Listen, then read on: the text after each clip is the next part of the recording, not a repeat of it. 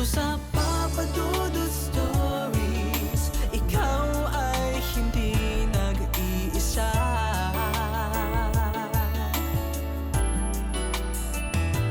Dito sa Papa Dudut Stories, may nagmamahal sa'yo. Papa Dudut Stories, Papa Dudut Stories. Dear Papa Dudut, sa lahat po ng mga nakatutok ngayon, huwag kalimutan na mag-like, mag-share at mag-subscribe.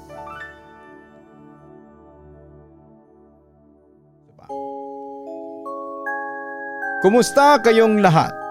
Itago nyo na lamang po ako sa pangalang Eugene at isa ninyo akong subscriber mula dito sa Santa Quiteria, Caloocan City.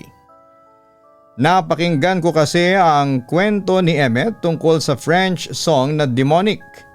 Nakarelate ako kasi isa akong composer and songwriter.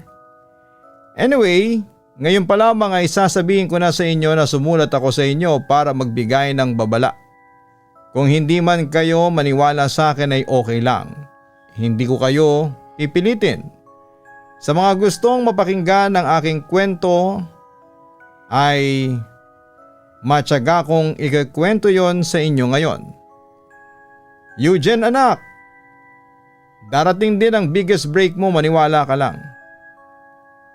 Yan ang madalas sabihin ni mama sa akin noon. Sa totoo lang ay ang hirap ng maniwala.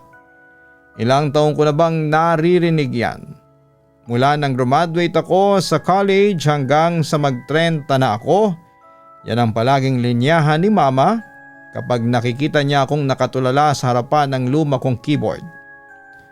Struggling composer yan ang label ko at kung may award para sa pinaka-rejected na songwriter sa Pilipinas, malamang ay Hall of Famer na ako. Alam mo yung feeling na pagod ka na pero kailangan mo pa rin ngumiti. Yung tipong halos lahat ng record label sa Pasig at QC, memorize na ang mukha ko. Pero hindi dahil sa sikat ako kundi dahil sa dami ng beses akong nag-walk-in para magsabit ng demo tapes na nauuwi lang naman sa basurahan. Masyadong madilim ang areglo mo, Eugene, sabi ng isang producer sa akin noon habang inihigop ang mamahalin niyang kape. Pang-indie na masyadong malungkot, hindi yan papatok sa TikTok, hindi yan sasabayan ng mga bata ngayon. Hindi ko sila masisisi kung gusto nilang kanta ay yung tulad ng hawakan mo ang beat, buksan mo, papasukin ako at iba pang mga Pinoy novelty songs na palaging pinakikinggan sa TikTok at Spotify ngayon. Papadudot sa gabi para mabuhay. Kumakanta ako sa mga mumurahing bar. Alam mo yung mga lugar na amoy sigarilyo at malagkit ang sahig. Doon ako, kumakanta ako ng mga cover songs ni Bruno Mars o Aegis, depende sa request ng mga lasing. Para lang magkaroon ng pambili ng maintenance na gamot ni mama habang kumakanta ako ng Versace on the Floor. Ang utak ko talaga ay nandoon sa mga sarili kong kanta. Yung mga piyesang may kaluluwa pero walang gustong makinig. Pero ang pinakamahirap na part ng buhay ko ay yung hindi rejection ng mga producers. Nagsimula ang tunay na kalbaryo noong early 2024. Na-stroke si mama isang hapon habang nagluluto siya ng ginataan. Bigla na lamang siyang natumba. Mula noon ang masayahin at palaging palaban na si mama ay naging bedridden na. Parang gumuho ang mundo ko. Dahil kailangan kong mag-racket sa gabi, ang mga kapatid ko sina Angeli at Roman ang naging katuwang ko. Si Angeli kahit nag-aaral pa siya ang nagpapalit ng diaper ni mama. Si Roman naman siya ang tagabuhat at tagapunas kapag wala ako. Sobrang bigat sa loob na makita mo ang pamilya mong nagdurusa dahil wala kang sapat na pera. Minsan nakatingin lamang ako kay mama habang natutulog siya at naiisip ko Lord, nasa na yung sinasabing big break mo? Bakit puro breakdown ang ibinibigay mo? Naalala ko noong December 2024, ang malamig na hangin pero mas malamig ang loob ng bahay namin. Habang ang mga kapitbahay ay nag-aayos ng mga Christmas lights at excited sa Noche Buena, kami ang tanging ingay lang sa bahay ay ang tunog ng nebulizer at ang mahinang paghinga ni Mama. December 24, 2024, besperas ng Pasko. Dapat sana ay nasa racket ako sa isang hotel sa Makati. Pero hindi ako pumasok, may kakaibang kaba sa dibdib ko. Bandang 11:00 ng gabi, tinawag ako ni Angeli. Kuya, si Mama parang nahihirapang huminga. Nagmadali ako sa kwarto, hawak ko ang kamay ni Mama. Ang payat-payat na niya, tumingin siya sa akin at pilit nang umingiti kahit nahirap na hirap. Doon niya sinabi ang mga salitang yon. Darating din ang oras ko. Ilang minuto bago mag-alas 12, bago pa man pumutok ang mga kumpiti sa labas at magkantahan ang mga tao ng Joy to the World, tuluyan ang pumanaw si Mama. Papadudot yon ang pinakamalungkot at pinakamadilim na Pasko sa buong buhay ko. Habang ang mundo ay nagdiriwang sa pagsilang ni Kristo, ako naman ay nagluluksa sa pag-alis ng kaisa-isang tao na naniniwala sa talento ko. Wala kaming handa, ang tanging nasa lamesa namin ay ang mga gamot na hindi na niya maiinom at ang mga luhang hindi namin mapigilan. Sa mga sandaling yon ay parang gusto ko na ring isuko ang musika. Sabi ko sa sarili ko, ano pa ang silbi ng pagsikat kung wala na ang taong pag-aalayan ko nito. Pero hindi ko alam ang kamatayang ito ang magbubukas ng pinto sa isang bagay na hindi ko kailanman inakala. Isang pinto na sana ay hindi ko na lamang binuksan. Samantala pagkalipas ng libing ni Mama ay para akong naging multo sa loob ng sarili naming bahay. Alam mo yung feeling nagising ka naman nakatayo pero ang utak mo ay lumulutang sa kung saan. Ganon ako. Ang sakit Yung bawat sulok ng bahay may ala-ala niya. Yung amoy ng paborito niyang pabango, yung upuan niya sa hapag, lahat yon ay parang kutsilyong sumasaksak sa akin sa pang-araw-araw. Isang hapon, mga 1 linggo matapos ang libing, nagpasya kaming magkapatid na linisin ang kwarto ni Mama. Mahirap, pero kailangan gawin para hindi kami lalong malubog sa kalungkutan. Kuya, tulungan mo naman ako dito sa aparador. Tawag sa akin ni Angeli. Ang bigat nitong kahon sa itaas. Baka mahulog sa akin.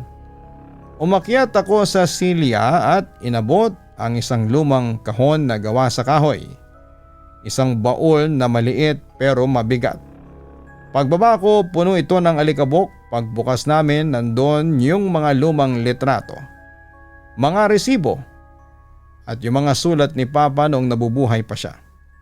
Pero sa pinakailalim ay may isang bagay na nakabalot sa isang kupas na telang itim. Ano yan? Tanong ni Roman, nakakapasok lamang dala ang basahan. Parang notebook, sagot ko habang tinatanggal ang tela. Hindi lang siya basta notebook, isa itong lumang diary na ang cover ay gawa sa parang balat ng hayop na sobrang tigas na. May kakaibang amoy ito. Hindi lang amoy lumang papel kundi amoy lupa na parang galing sa hukay. Naalala ko tuloy ang mga kwento ni Mama tungkol kay Lola Vering. Sinasabi nilang albularyo o manggagamot daw si Lola sa probinsya. Pero matagal na siyang pumanaw bago pa ako ipanganak. Sabi ni Mama may mga gamit daw si Lola na hindi dapat pakialaman. Dinala ko ang diary sa maliit kong studio. Binuklat ko ang unang pahina, akala ko ay mga recipe ng luto o listahan ng utang ang makikita ko. Pero nagkamali ako. Ang bumungad sa akin ay mga drawing na nakakakilabot. May mga sketch na mga taong parang hinihiwa ang sarili, mga hayop na may 2 ulo at mga simbolo na hugis bituin pero pabaliktad. Ano bang klaseng diary ito? Bulong ko sa sarili ko habang nanunuyo ang lalamunan ko. Habang nililipat ko ang mga pahina ay napansin ko ang isang section na puno ng mga spells. May mga instruction kung paanong gumawa ng gayuma, paano magpabalik ng nawawalang gamit, at ito ang nagpatindig ng balahibo ko. Paano makipag-usap sa mga watchers. At doon ko nakita ang pahinang yon. Sa gitna ng diary ay may isang page na halos mapunit na sa kapal ng tinta. Nakasulat sa pinakataas ang pangalang Samyaza. Sa ilalim nito ay may drawing ng isang nilalang na napakalaki. May mga pakpak na tila buto-buto na lamang at mga mata na parang nakatingin sa akin kahit saan ko itapat ang diary. Pero ang mas malaking problema, hindi ko mabasa ang mga nakasulat.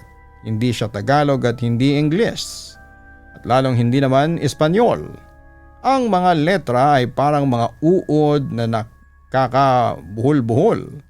May mga tuldok at guhit na hindi pamilyar sa paningin ko. Dahil hindi ako mapakali, kinabukasan ay tinawagan ko si Dre. Si Dre ang pinakamatalinong tropa ko noong college. Linguistics ang kinuha niya at mahilig sa mga patay na lingwahe.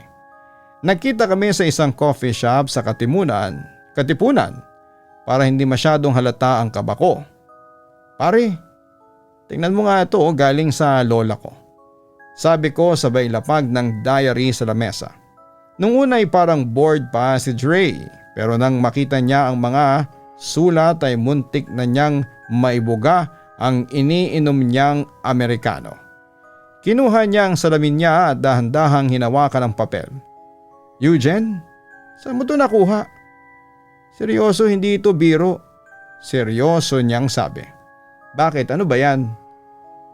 Ito ay wikang Aramaic. Pero hindi ito yung version na tinuturo sa eskwelahan. Ancient Aramaic ito. Yung dialect na ginagamit sa Mesopotamia, libu-libong taon na ang nakakalipas. Pero ang weird, tumigil siya tumingin sa akin ng diretsyo. Ang context ng mga nakasulat dito ay tungkol sa mga fallen angels. Ang tinutukoy dito, itong Samyaza, siya raw ang leader ng mga anghel na nagrebelde sa langit at bumaba sa lupa para makipagtalik sa mga tao. Naramdaman ko ang lamig na gumapang mula sa paa ko hanggang sa bato ko. Anong sabi ng page na may pangalan niya? Tanong ko. Inaral ni Dre ang pahina ng mabuti. Sabi dito, ang tinig na hihiram sa aking kapangyarihan ay siyang magiging susi sa pagbubukas ng pintuan. Parang kanta. Isang invocation. Isang tawag. Hindi ko alam kung bakit, pero habang nagpapaliwanag si Dre ay parang may narinig akong mahinang bulong sa tenga ko. Kahit na maingay sa loob ng coffee shop, isang bulong na parang tinatawag ang pangalan ko. Mabilis kong sinarado ang diary at nagpasalamat na kay Dre. Pag-uwi ko sa bahay, nanginginig ang kamay ko habang nilalagay ang diary sa ilalim ng aking kama. Gusto ko sanang itapon pero may bahagi sa loob ko na isang madilim na bahagi na gutom sa tagumpay. Ang nagsasabi na baka eto na ang sagot sa lahat ng dasal ko. Hindi ko alam yung sagot. Palang yon ang magiging mitya ng katapusan ko. Samantala, pag-uwi ko galing sa pagkikita namin ni Dre ay parang ang bigat-bigat ng diary sa loob ng bag ko. Alam mo yung pakiramdam na parang may dala kang buhay na bagay na tumitibok. Ganon ang pakiramdam ko. Nilagay ko muna ito sa ilalim ng kama at pinakasulok kung saan ay hindi maaabot ni na Angeli o Roman kapag naglilinis sila. Nang gabing yon, Papa Dudut, hindi ako makatulog. Nakatitig lamang ako sa kisame. Nakikinig sa huni ng mga kuliglig at sa malayo ay ang busina ng mga sasakyan si EDSA. Pero habang tumatagal, parang humihina ang lahat ng tunog sa labas. hanggang sa naging sobrang tahimik. Yung katahimikang nakakabingi, yung parang nasa loob ka ng isang vacuum. Doon ako dinalaw ng unang panaginip. Sa panaginip ko, nasa dati kaming bahay sa probinsya. Maliwanag, maliwalas at amoy kape. Nakita ko si mama, nakaupo siya sa tumba-tumba. Nakasuot ng paborito niyang puting duster. Pero noong lumapit ako ay napansin ko na hindi siya gumagalaw. Nakatitig lamang siya sa kawalan. "Ma!" tawag ko. Dahan-dahan siyang lumingon, ng mukha niya ang ganda. Parang nawala lahat ng kulubot at pagod noong may sakit pa siya. Pero noong nagsalita siya, ang boses niya ay parang nanggagaling sa loob ng isang malalim na balon. "Eugene, anak, huwag kang matakot," sabi niya habang nakangiti. Pero ang ngiti niya ay masyadong malapad, parang hindi natural. "May darating na bisita. Siya ang magbibigay sa iyo ng lahat ng hinihiling mo. Si Samyaza. Makinig ka lang sa kanya, ha? Para sa atin din ito." Gusto kong magtanong pero biglang nag-iba ang paligid. Ang puting duster ni mama ay naging itim. Ang paligid ay naging madilim at ang amoy ng kape ay napalitan ng amoy ng sunog na karne at bulok na itlog. Bigla akong nagising pero hindi pala ako tuluyang gising. Naramdaman ko ang higaan ko, naririnig ko ang ticking ng clock sa dingding. Pero hindi ko maigalaw kahit dulo ng daliri ko.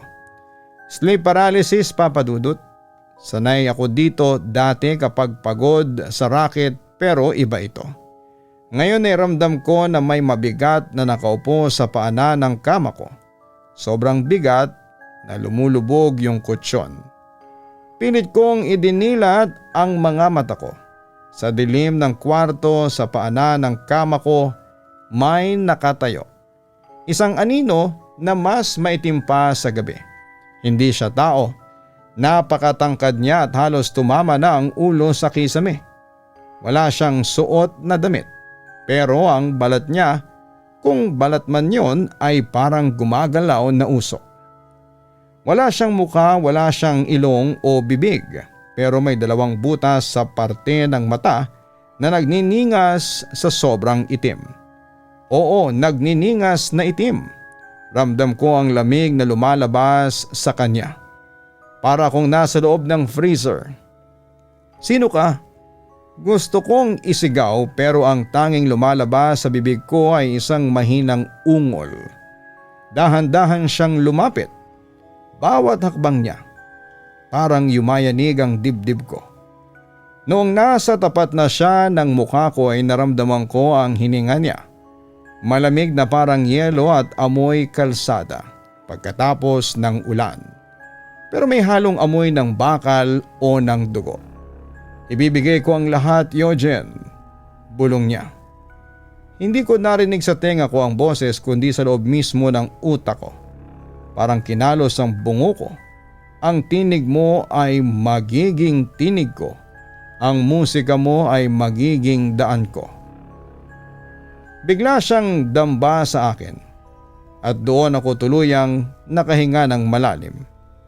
Napabangon ako sa kama. Basang-basa ng pawis at nanginginig ang buong katawan. 3:00 na pala ng madaling araw, ang oras ng mga demonyo. Hinanap ko yung diary sa ilalim ng kama. Nung nakuha ko ay laking gulat ko dahil ang diary ay mainit. Pagbukas ko sa pahina ni Samyaza, may nakasulat doon na wala naman kahapon. Isang linya ng mga letra na mukhang Aramaic. Pero ang tinta ay tila gawa sa tuyong dugo. Hindi na ako nakatulog hanggang sa mag-umaga. Paglabas ko ng kwarto ay nakita ako ni Angeli na nagtitimpla ng kape. "Kuya, okay ka lang ba? Ang putla mo. Para ka nakakita ng multo," sabi niya habang naghahanda ng almusal. "Wala to, Ange. Sa pang panaginip lang," sagot ko.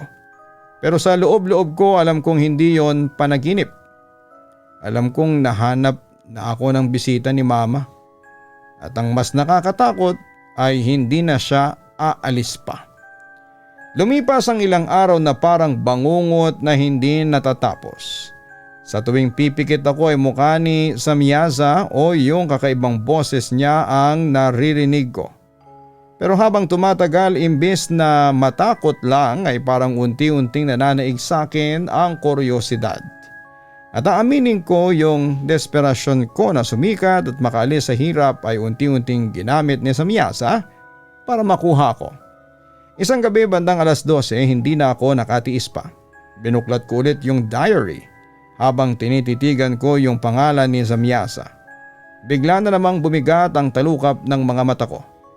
Parang hinila ako ng isang malakas na agos ng tubig papunta sa isang malalim na panaginip. Nandun ulit ako sa probinsya. Pero ngayon ay kasama na ni Mama si Samyaza. Hindi na siya anino lamang. Ngayon ay mas malinaw na ang anyo niya. Isang napakatangkad na nilalang na may balat na parang sunog na kahoy. At may mga pakpak na tila balat ng paniki pero sira-sira na. Ang aura niya ay hindi nakakatakot sa paraang gusto mong tumakbo kundi sa paraang gusto mong lumuhod. Yojen. Yojen. Tawag ni Mama. Ang boses niya ay parang musika na may halong static. Ito na ang sagot sa mga pangarap natin. Sabi ni Samyaza ay magiging pinakasikat kang composer sa buong mundo. Higit pa sa iniisip mo. Tumingin ako kay Samyaza. Kahit na wala siyang bibig ay naramdaman ko ang ngiti mula sa utak ko. Isang awit lang, Yojen. Sabi ng tinig sa isipan ko. Isang awit na may frequency na hindi pa naririnig ng tao. Ang awit na ito ay magdadala sa iyo sa rurok ng tagumpay. Ibibigay ko sa iyo ang talino, ang lengguwahe at ang koneksyon. Anong klaseng kanta? Tanong ko sa panaginip. At bakit kailangang Aramaic? Dahil ang Aramaic, ang wika ng unang pagbagsak. Sagot niya. At ang kantang ito ay hindi para sa radio o sa YouTube lang.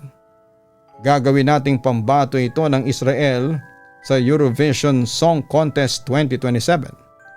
Doon sa harap ng buong mundo ay hahandog mo ang awit sa akin. Naguluhan ako. Eurovision? Israel? Paanong mangyayari yon taga-Caloocan lamang ako? Niwala nga akong passport. Pero parang nababasa ni Samyaza ang nasa isip ko. Huwag mong intindihin ang paraan. Ang kailangan mo lang gawin ay isulat ang kanta. Isulat mo sa wikang ituturo ko sa iyo. Pero tandaan mo, Yojen, ang kantang ito ay hindi lang musika. Ito ay isang hudyat. Kapag narinig ito ng sapat na dami ng tao ay magsisimula ang huling yugto. Ang apocalypse, ang katapusan ng mundong kinalakhan mo. Nanlamig ako. Katapusan ng mundo? Bakit ko gagawin yun? Lumapit si Mama sa akin at tinawakan ang pisngi ko. Malamig ang kamay niya parang yelo. Anak, isipin mo. Sa mundong ito, struggling ka lang. Walang nakikinig sa iyo. Pero sa bagong mundo na itatayo ni Samyaza, ikaw ang magiging hari ng musika. Hindi mo na kailangang mamalimos ng pansin sa mga producers na yan. At higit sa lahat ay magkakasama tayo habang buhay. Hindi ba yun ang gusto mo? Doon ako natigilan. Ang makasama si Mama muli, hindi na maninig ang rejections, ang mapatunayan sa lahat na nanghusga sa akin na nagkamali sila. Ang lason ng ambisyon ay unti-unting pumasok sa sistema ko. Sige, bulong ko sa panaginip. Anong gagawin ko? Maghintay ka sa aking pagdikta. Simulan mo nang hasain ang iyong pandinig sa mga bulong ng gabi. Kailangan mong matapos ang kanta bago ang November 2026. Kapag hindi mo natapos, ang kaluluwa mo at ang kaluluwa ng mga kapatid mo ang magiging kabayaran. Nagising ako na sumisigaw. Napaupo ako sa kama. Habol ang hininga. Pagtingin ko sa table ko may isang lumang fountain pen na hindi ko naman pagmamay-ari.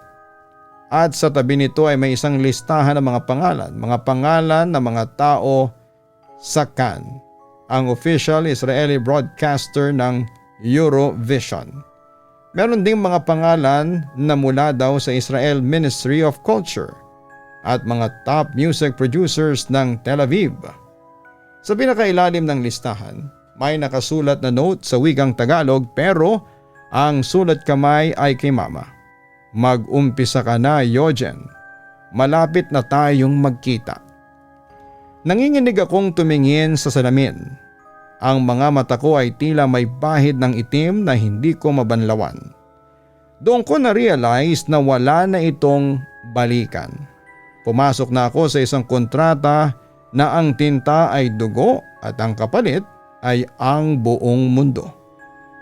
Papadudot nagsimula ang 2025 na parang isang mahabang blackout. Alam mo yung feeling na gising ka pero hindi ikaw ang nagmamaneho ng sarili mong katawan. Ganon ang nangyari sa akin. Sa umaga nakatitig lamang ako sa kawalan pero pagsapit ng dilim ay doon nagsisimula ang totoong trabaho. Hindi ko na kailangan mag-isip ng chords o lyrics. Sa tuwing uupo ako sa harapan ng keyboard ko ay kusa na lamang gumagalaw ang mga daliri ko. Parang may mga invisible na sinulid na nakatali sa bawat daliri ko at sisamyasa ang puppeteer. Ang tunog na lumalabas sa speakers, grabe, hindi siya normal na areglo. May mga frequencies na kapag narinig mo ay parang bumabaliktad ang sikmura mo. Pero hindi mo magawang patayin ang computer. Sobrang ganda pero sobrang mali. Dito na rin nagsimulang magbago ang itsura ko. Isang umaga pagtingin ko sa salamin habang nagsisipilyo, nabitawan ko ang toothbrush ko. Ang puti ng mga mata ko ay unti-unting naging madilaw na parang may jaundice at yung mga ugat sa paligid ng leeg ko ay naging kulay ube na halos itim. Kuya, kumain ka na muna, tawag ni Angeli mula sa labas ng pintuan. Busog pa ako. Sagot ko pero ang totoo ay wala akong panlasa. Ang kanin at ulam ay lasang lupa at kalawang sa bibig ko. Ang tanging nagbibigay sa akin ng energy ay yung mga pag-inom ng tubig na gripo. Maraming tubig na parang laging tuyot ang lalamunan ko sa kakasulat ng mga lyrics sa Aramaic. Isang gabi, pumasok si Roman sa kwarto dahil nakalimutan ko na namang ilabas ang mga basura. Pagbukas niya ng pinto ay napatigil siya. Kuya, ano yan? Tanong niya bakas ang takot sa boses. Napatingin ako sa paligid ng kwarto ko.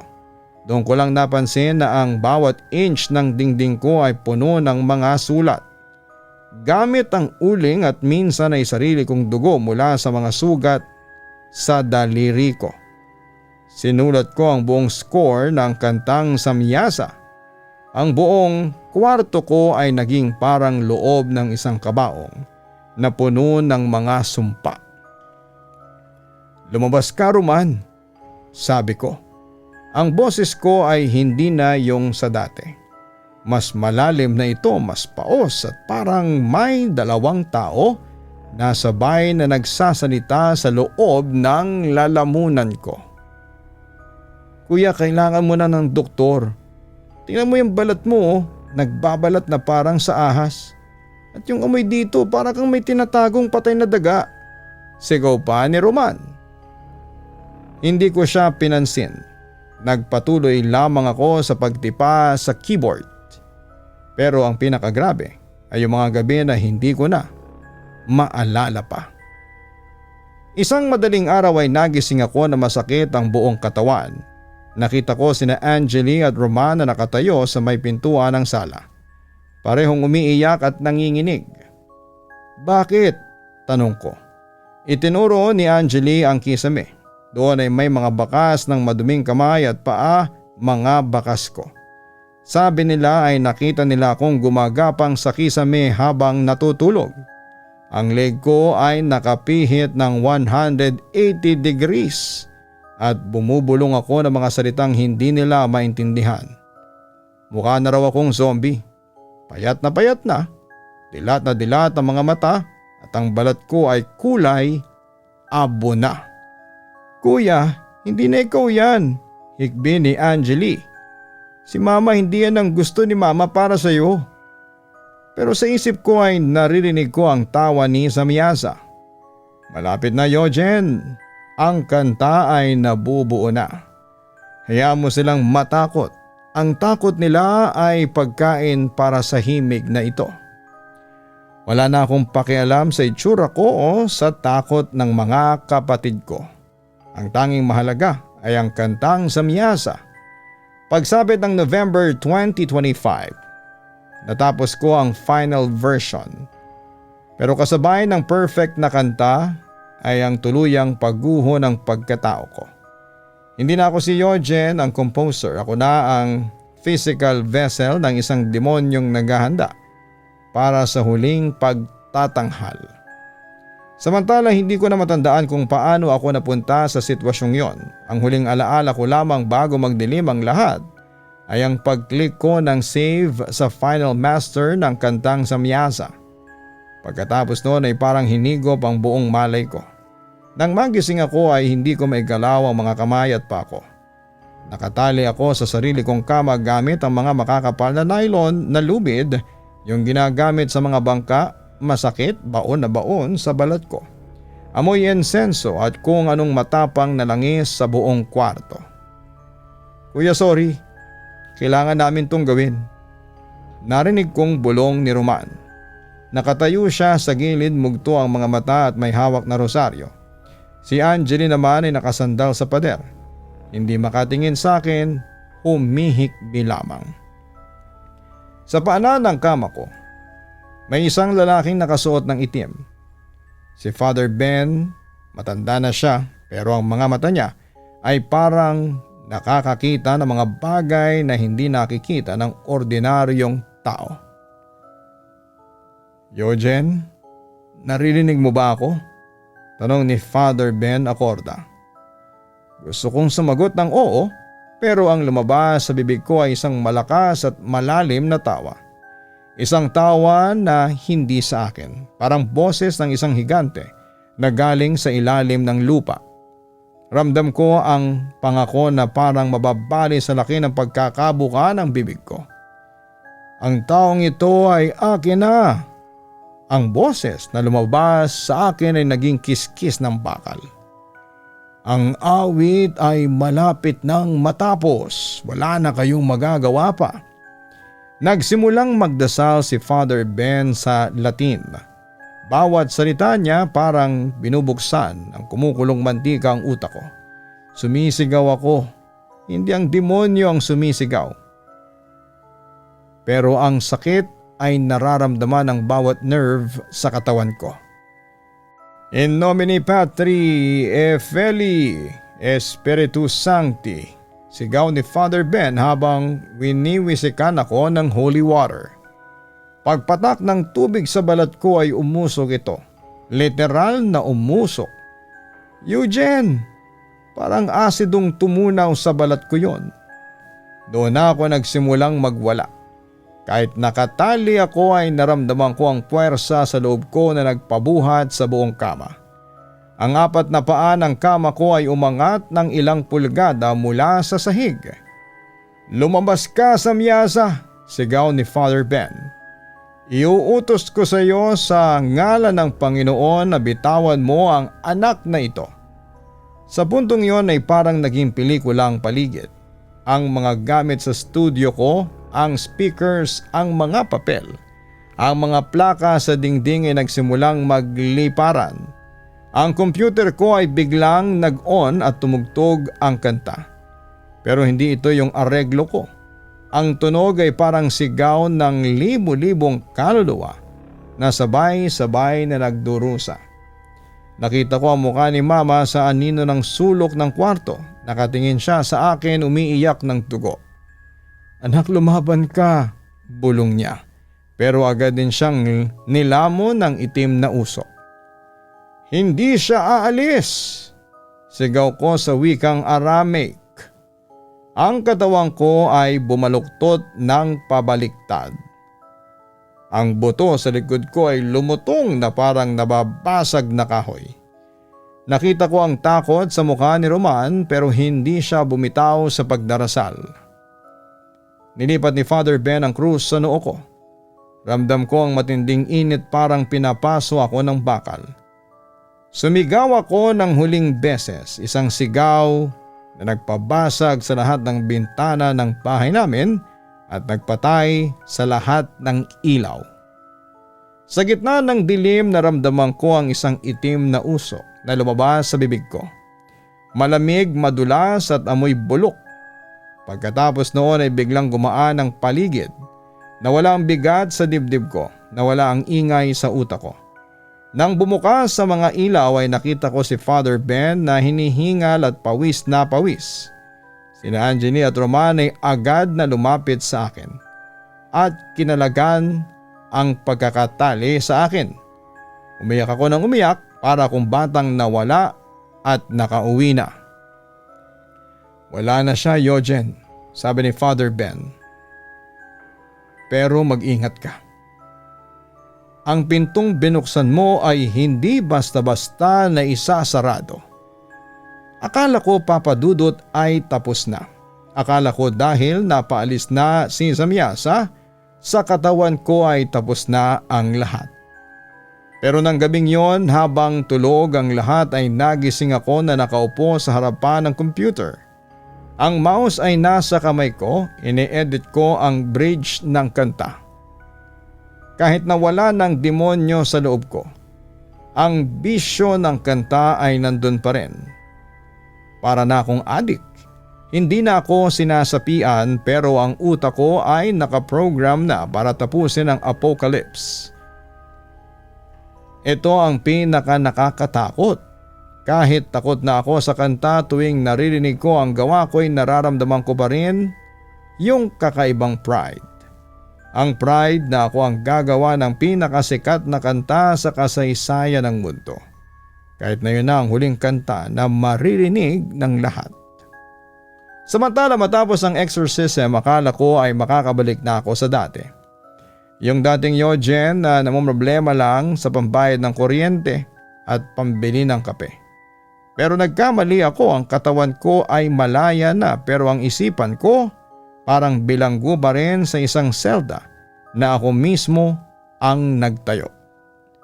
Araw-araw kapag nakikita ko sina Angeline at Roman na pilit na nagpapaka-normal, nagluluto, nanonood ng TV, nagtatawanan, nakakaramdam ako ng matinding kirot sa dibdib ko.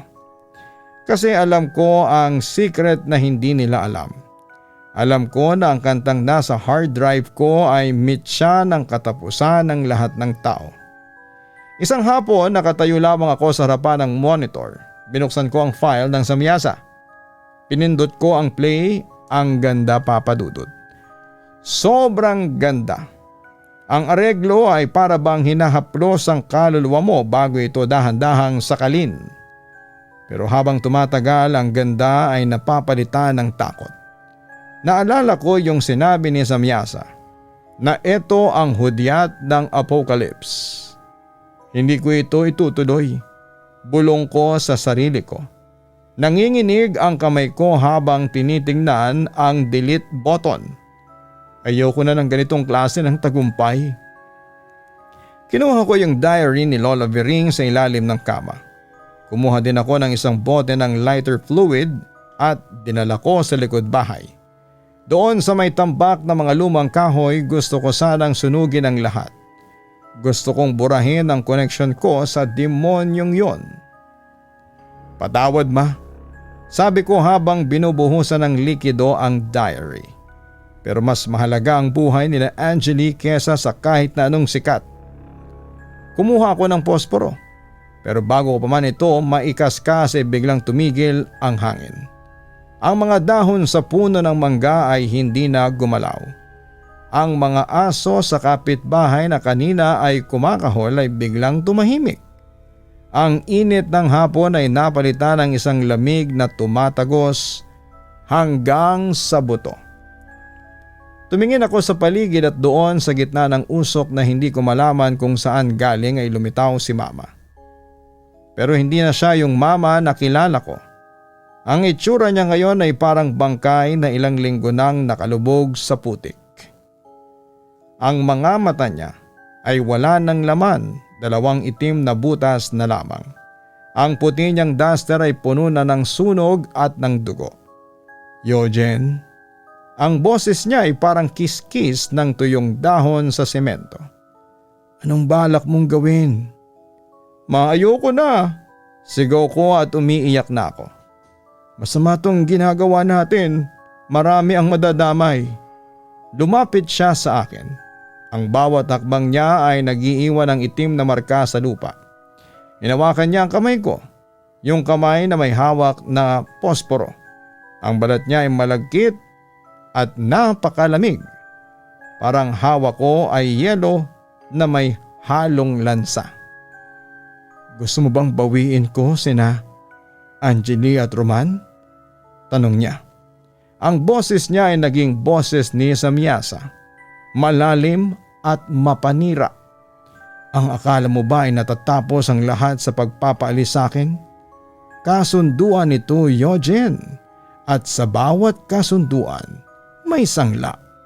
Ang sangla mo ay ang kapatid mo.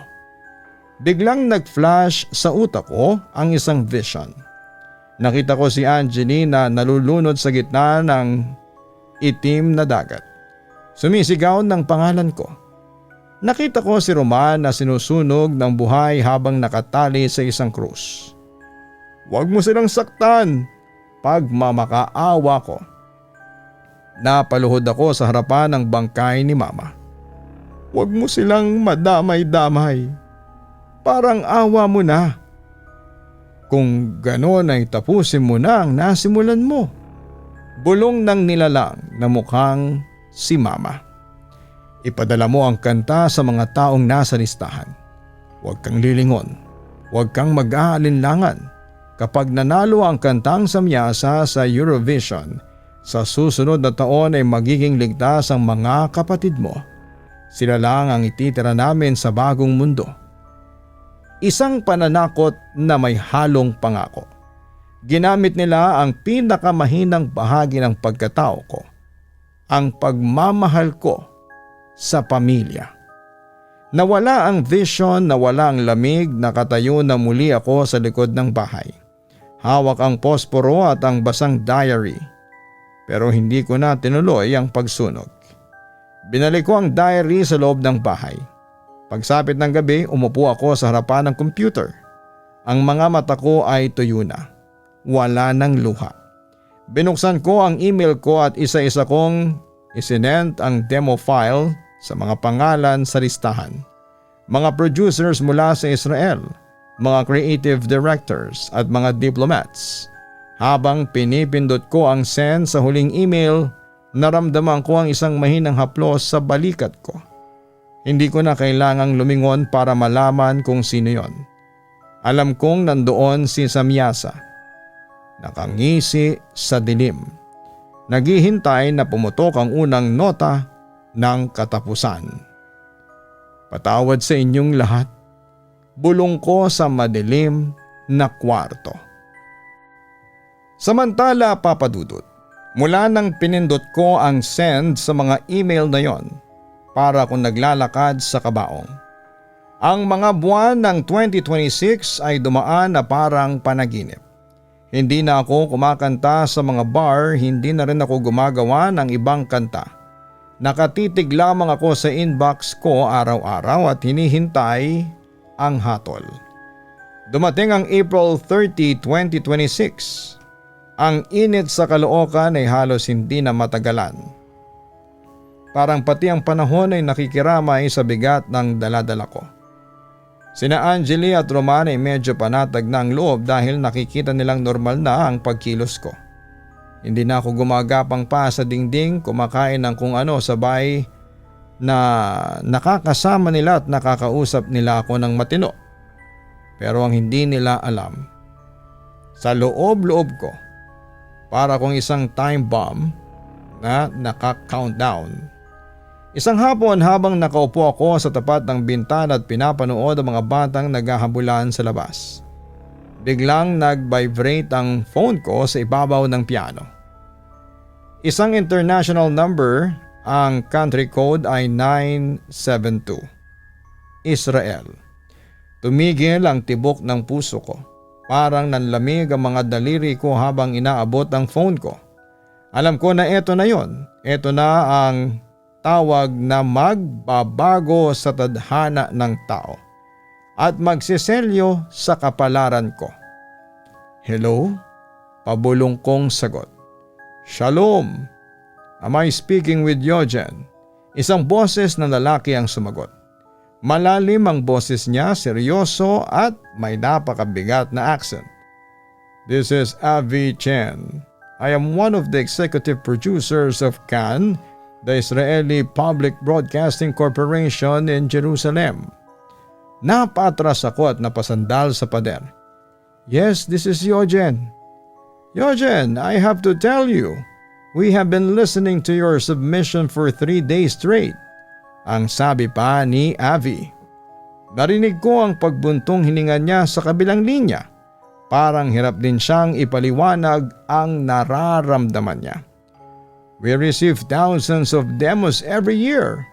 Most are pop songs, power ballads, the usual Eurovision formula. But yours, Samyasa, it's different. Different in what way? Tanong ko, kahit alam ko na ang sagot. It's hypnotic. At first we were confused because of your Aramaic. No one uses that anymore. But your solution, it has this frequency that stays in your head. We played it once in the meeting room, but all of the committee members, they couldn't speak. There's a power in your song, Yogen. It feels ancient, yet it sounds like the future. Tumahimik ako at narinig ko ang mahinang tawa ni Samyasa sa dulo ng isip ko. We did some background checks. Pagpapatuloy pa ni Avi. We don't know how you found our contact persons here, but we don't care anymore. We want to bypass the national selection. We want Samyasa to be the official entry of Israel for Eurovision 2027. We are offering you a full production contract. We want to bring you here to Israel by the end of the year to start the recording with our chosen artist. Are you sure? Tanong ko at parang gusto kong sabihin sa kanya na huwag. Naitapon niya ang file at burahin na niya. Ang kanta para sa kaligtasan nilang lahat. More than sure, Yogen. This is not just a winner. This is a song that will make history. It's going to change the world. Everyone who hears it, it's like they become part of it. Congratulations, you are now a world-class composer. Thank you, Avi.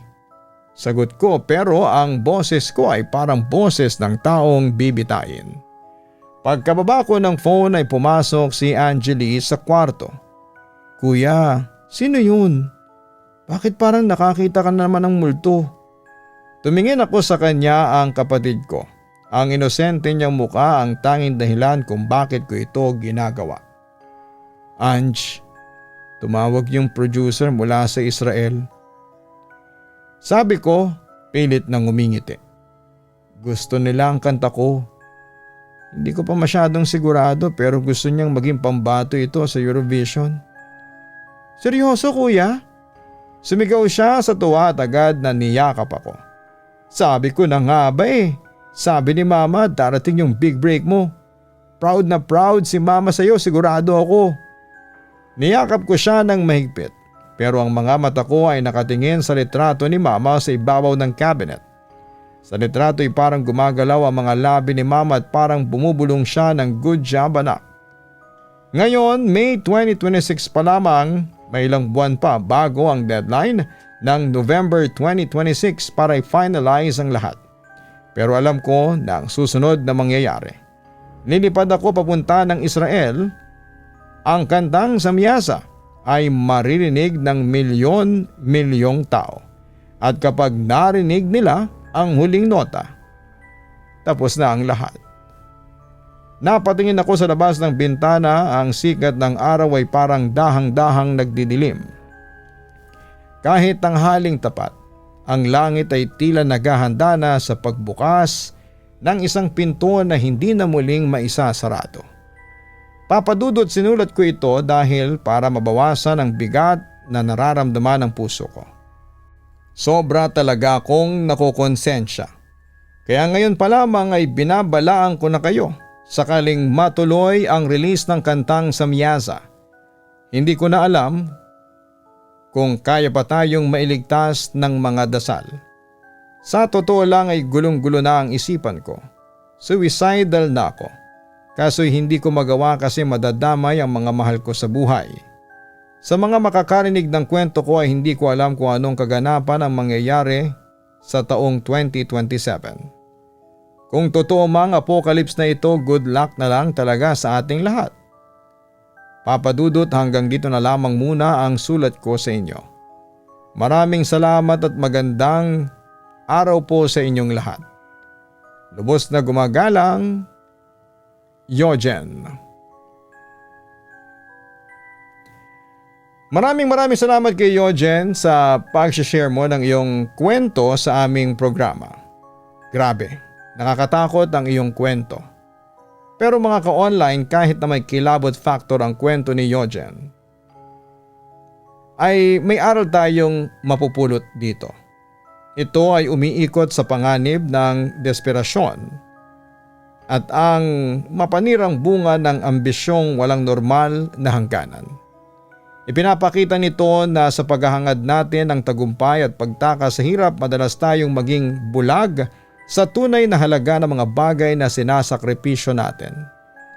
Tulad ng ating konsensya, ng ating kapayapaan, at ang kaligtasan ng nakakarami. Ang pagkapit sa patalim, gaano man ito kabuti sa paningin natin tulad ng pagliligtas sa ating pamilya, ay nagdadala lamang ng kadiliman kung ang paraang ginamit ay galing sa panlilinlang at masamang kapangyarihan. Sa huli, itinuturo ng kwento na ang tunay na tagumpay ay hindi nasusukat sa katanyagan o ng yaman, kundi sa integridad ng ating pagkatao. Dahil ang anumang big break na nakuha kapalit ng ating kaluluwa ay hindi pag-angat kundi isang habang buhay na pagkakaalipin sa kadiliman. Huwag kalimutan na mag-like, mag-share at mag-subscribe. Maraming salamat po sa inyong lahat.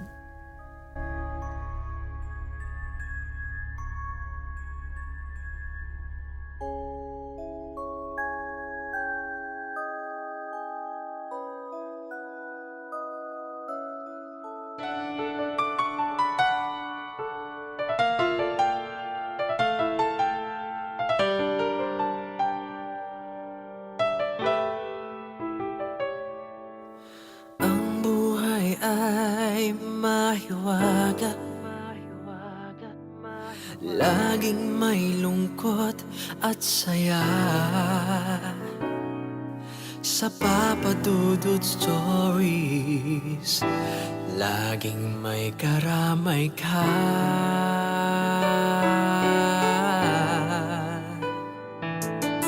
Mga problemang kaibigan, dito ay pakikinggan ka. Sa Papa Dudut Stories, kami ay iyong kasama. Dito sa Papa Dudut Stories, ikaw ay hindi nag-iisa.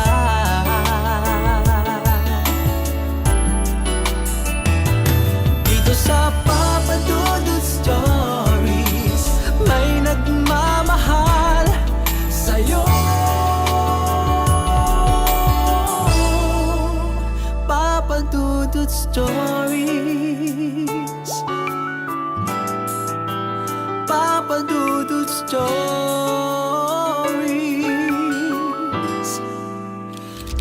Papa Dudut Stories.